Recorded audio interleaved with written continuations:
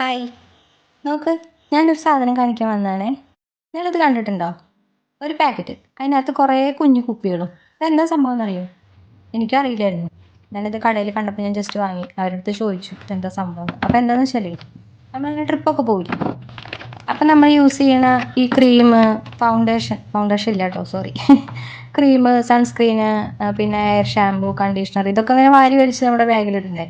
അതൊക്കെ കൂടിയിട്ട് പ്രത്യേകിച്ച് ഇപ്പോഴത്തെ ലേഡീസിനാണെങ്കിൽ കുറേ സംഭവങ്ങൾ കീപ്പ് ചെയ്യണം. മോയ്സ്ചറൈസർ, സൺസ്ക്രീൻ, അങ്ങനത്തെ സാധനങ്ങളൊക്കെ. അതൊക്കെ നമുക്ക് ചെറിയൊരു കിറ്റാക്കിയിട്ട് ഒരൊറ്റ ബാഗിലാക്കി കൊണ്ടുപോകാൻ വേണ്ടിയിട്ടുള്ളൊരു സംഭവമാണിത്. കണ്ടപ്പോൾ എനിക്ക് നല്ല ഇഷ്ടമായി. ഇതിപ്പോൾ എനിക്ക് വലിയ യൂസേജ് ഒന്നുമില്ല, കാരണം ഞാൻ ട്രിപ്പ് പോകാറില്ല. പോകുന്നുണ്ടെങ്കിലും വൺ ഡേ ഒക്കെ പോകാറുള്ളൂ കേട്ടോ. സ്റ്റേ ഉള്ള ട്രിപ്പൊന്നും പോയിട്ട് കുറേ നാളായി. എന്തോ അത് പോട്ടെ. ഇത് കണ്ടപ്പോൾ നല്ല രസമുണ്ട്, എല്ലാം ഒരേപോലത്തെ കളറൊക്കെ ആയിട്ട്. അപ്പോൾ അത് വാങ്ങി. ഇങ്ങനത്തെ സംഭവങ്ങൾ കണ്ടു കഴിഞ്ഞാൽ അധികം വിലയില്ലാന്ന് വെച്ച് കഴിഞ്ഞാൽ വാങ്ങാറുണ്ട് ഞാൻ. പിന്നെ അത് വാങ്ങിയപ്പോൾ വേറൊരു ഉദ്ദേശം കൂടി ഉണ്ടായിരുന്നു, പാർലറിൽ എന്തെങ്കിലും ആവശ്യത്തിന് യൂസ് ചെയ്യാമെന്ന് വെച്ചാൽ. പിന്നെ ഞാനിതിവിടെ കൊണ്ടുവച്ചിട്ട് പാർലറിൽ ക്രീമൊക്കെ മേടിക്കുമ്പോൾ നമുക്ക് ചെപ്പോട് കൂടി തന്നെയല്ലേ കിട്ടുക, ഇതിൻ്റെ ഒരു ആവശ്യം വരുന്നില്ല. ഞാനിതിങ്ങനെ വെച്ചേക്കായിരുന്നു. ഇന്നിപ്പോൾ ഞാൻ വെറുതെ പാർലർ ക്ലീൻ ചെയ്യാൻ കയറിയപ്പോഴാണ് ഇത് കാണുന്നത്. ഇത് മേടിച്ച് വെച്ചിട്ട് കുറേ ആയില്ലോ എന്ന്. അപ്പം ഞാൻ കരുതി എൻ്റെ യൂസിന് ഇത് യൂസ് ചെയ്യാം. എൻ്റെ യൂസിനെന്ന് പറഞ്ഞു കഴിഞ്ഞാൽ എൻ്റെ തലയിൽ തേക്കണ എണ്ണ, കണ്ടീഷണർ, അങ്ങനെ പിന്നെ മുഖത്ത് തേക്കണ സിറം, സൺസ്ക്രീൻ, അങ്ങനത്തെ. അങ്ങനെ ഞാനതെടുത്ത് അതിലെല്ലാം ആവശ്യമുള്ള എല്ലാം കൂടി, ഇതിപ്പോൾ നമ്മൾ കുളിക്കുന്നതിന് മുമ്പ് തേക്കേണ്ടത്, കുളി കഴിഞ്ഞിട്ട് തേക്കേണ്ടത് ഒക്കെ കൂടി വാരി വലിച്ചിട്ടേക്കും നമ്മളെ അലമാരിയിൽ, ഷെൽഫിൽ. അപ്പോൾ ഇതൊക്കെ കൂടി സെറ്റാക്കി കവറിനകത്ത് വെച്ച് കഴിഞ്ഞാൽ നമുക്ക് പെട്ടെന്ന് എടുക്കാമല്ലോ. അങ്ങനെ കരുതി ഞാനതെല്ലാം എല്ലാം ആവശ്യമുള്ള സാധനങ്ങളൊക്കെ ഓരോന്നാക്കി വെച്ചു.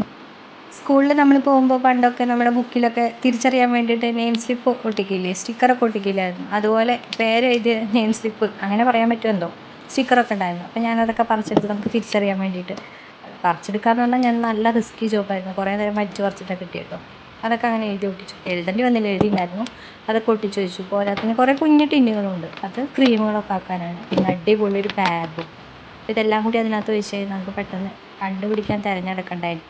ഞാനാണെങ്കിൽ കുളിക്കാൻ കയറുന്നതിന് മുമ്പ് എണ്ണ എവിടെ, സോപ്പ് എവിടെ, ഷാമ്പു എവിടെ, ഇങ്ങനെ തപ്പി നടക്കണം. ഇനി കുളി കഴിഞ്ഞ് വന്നാൽ വല്ല മോയ്സ്ചറൈസർ എവിടെയെങ്കിലും പോകുന്നുണ്ടെങ്കിൽ വല്ല ക്രീം, അതൊക്കെ അങ്ങനെ തപ്പി നടക്കണം. എവിടെയെങ്കിലും കൊണ്ടിട്ടേക്കും. ഇതാകുമ്പോൾ നമുക്ക് സിമ്പിളായിട്ട് ആ പാക്കിന് എല്ലാം കൂടി ഒന്നിച്ചെടുക്കാം, എളുപ്പമാണ്.